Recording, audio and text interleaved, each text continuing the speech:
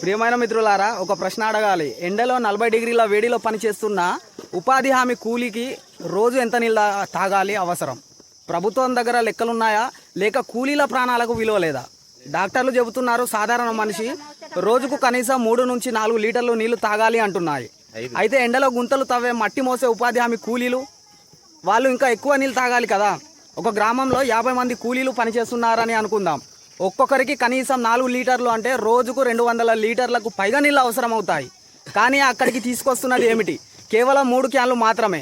ఒక క్యాన్లో 20 లీటర్లు అయినా మొత్తం 60 లీటర్లు మాత్రమే. అంటే 50 మంది మనుషులకు 60 లీటర్ల నీళ్ళ. మరి మిగతా వాళ్ళు ఏం తాగాలి? ఎండను తాగాలా, దాహాన్ని మింగాలా, లేక పని ఆపేసి ఇంటికి వెళ్ళాలా? ఇక్కడ అసలు ప్రశ్న ఏమిటంటే, ఉపాధి హామీ పథకం అంటే కేవలం పనులు చేయించడానికేనా? కూలీల ఆరోగ్యం, ప్రాణ భద్రత ప్రభుత్వ బాధ్యత కాదా? అధికారులను అడగాలి, మీరు ఏ లెక్కలతో 3 క్యాన్లు సరిపోతాయని నిర్ణయించారు అని. గ్రౌండ్లో పరిస్థితులు చూసారా? ఎండలో 1 గంట నిలబడి పనిచేసి చూసారా? ఒకవేళ దాహంతో ఎవరికైనా అవస్థ వస్తే బాధ్యత ఎవరిది? కూలీ ప్రాణం చౌకనా, లేక కూలీల ప్రాణాలు లెక్కలేదా, లేక ఫైల్లో టిక్ మార్క్ పడడం ముఖ్యమా?